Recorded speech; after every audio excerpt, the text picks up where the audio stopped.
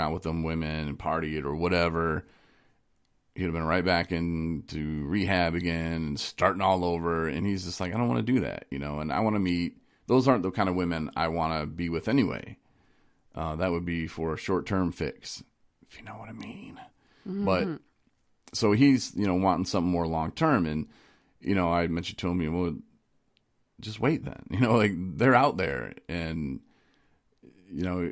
sometimes you have to have a boring Monday and a boring Tuesday night. And who says it's boring?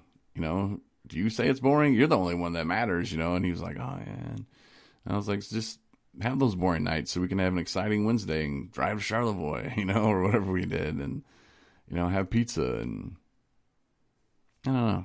I'm kind of proud of Jamie and George for kind of, working through their stuff. And, George he talks it out, man. And I can see that he really wants to be sober, and he wants, to build his life again, and he wants relationships, and those things will come. George, I think, is a great guy, and, women pick up on that, and, not these, oh, hey, come over. And that's not what he's looking for. And that was kind of the same thing that, I did when I was looking for a relationship. I wasn't going to settle on something that didn't feel right, that everybody else, just because everybody else was like, oh man, she's pretty, or I didn't care. It had nothing to do with that. It was me. And I made sure that I wasn't settling, and I made sure that it felt right, Mm-hmm. You're like, oh yeah, trust me, I know. Read my blog, it's coming out. I know. Yeah, I talk a lot about that coming up on my blog, but I think that there's this feeling too that, and this is not in my blog, I just was thinking of it, is that when people get sober, there's a huge piece of your life that you're not engaging in anymore, which is obviously, drinking or using drugs. And so lots of times we are left to find things that we feel fill that void that aren't, unhealthy. And for some people that's really hard. And so then, they're like, I can do this. And we have to think outside the box, like, what do I like to do? What's my skill set? What brings me joy? What brings me happiness? And, let's be real, for a lot of people, that's sex, right? And so that's not necessarily having to do with like the sexual relationship piece. I knew you were going to do that. Hey, Chris Goss. Anyway. No, I'm just saying. And so like people are left, they're like, well, what am I supposed to do? Right. So I can't drink. I can't do drugs. I can't, have sex, kind of like feel like, well, what am I supposed to do? Like I'm living this sheltered lifestyle, and you can't have that mentality. You know what I mean? You can't have that kind of thought, because, you really have to like, you need to broaden your horizons, and you need to kind of, you're starting a fresh start, and it's not as hard as you would think to find, to like kind of like refire up the things that you used to do that you forgot about, that brought you joy and that you were good at.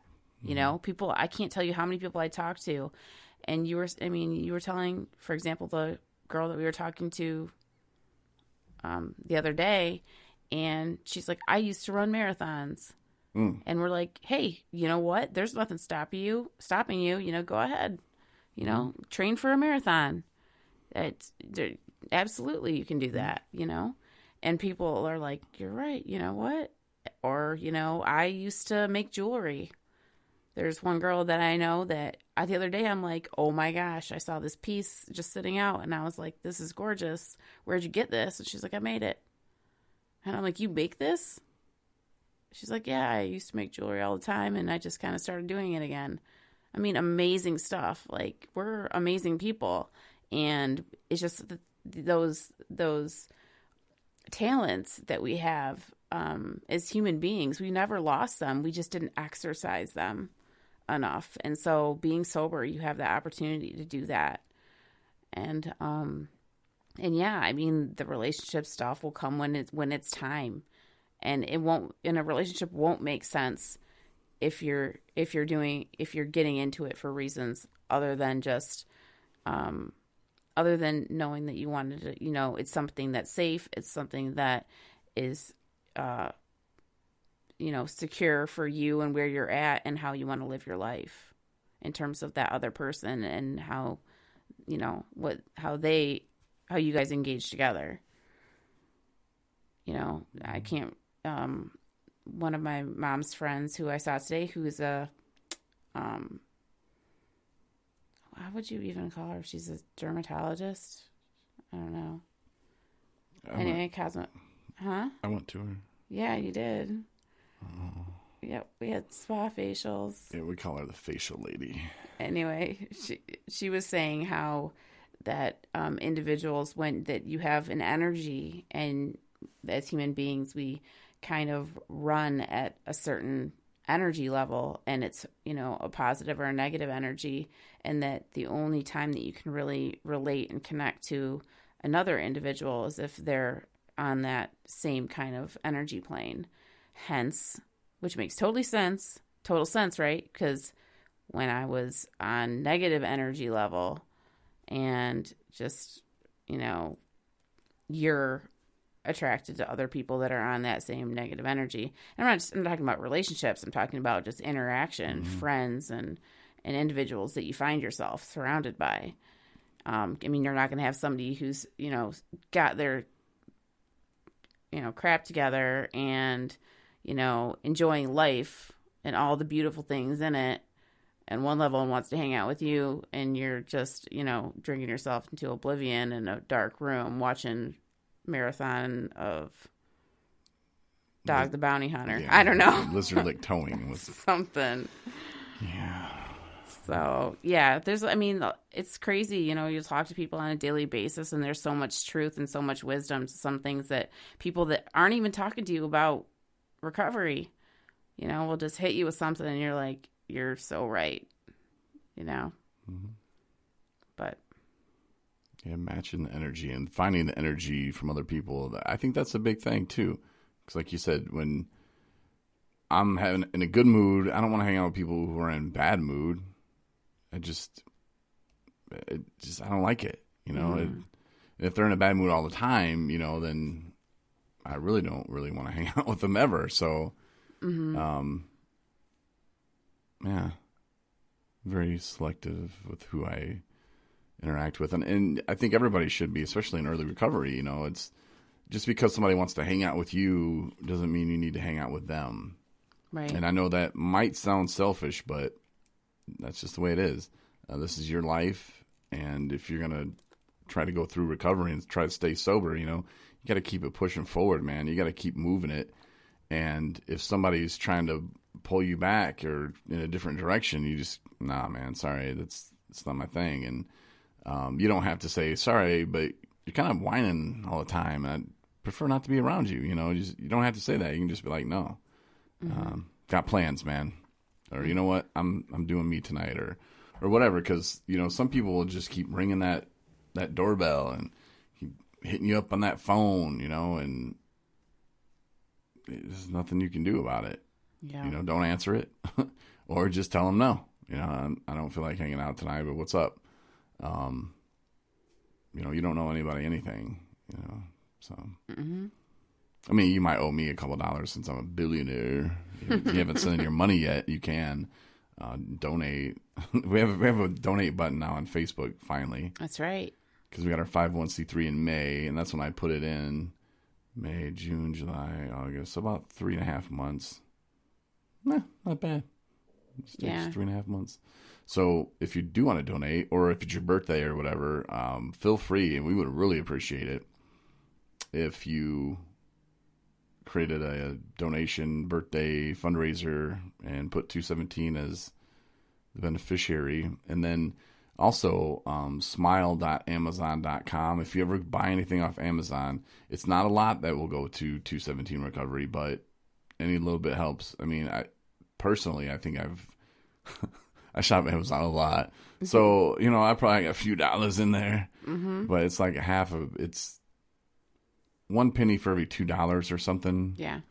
So, yeah. It's not a lot, but if you add it up and if you tell all your friends, just smile.amazon.com. Once you do it on your phone, it stays there. At least for me on the Apple, on the iPhone, it's always there now. So every time I log in, at first it wasn't. If you go to your computer, you can't just go to amazon.com. You have to keep going to Smile, and it'll remind you too. It'll be like, hey man, this isn't going towards your charity, but you can put 217 Recovery in there as well. Mm-hmm. And if you want to have a spaghetti dinner, or if you want to do something with your church, and you're like, hey, we would love to have a get together and listen to you and Marney and Jay and Anna all speak at an event, we'll cook the spaghetti and the proceeds go to you guys. We would show up. Mm-hmm, absolutely. So feel free, hit us up, Corey. See, this is where I need like a secretary.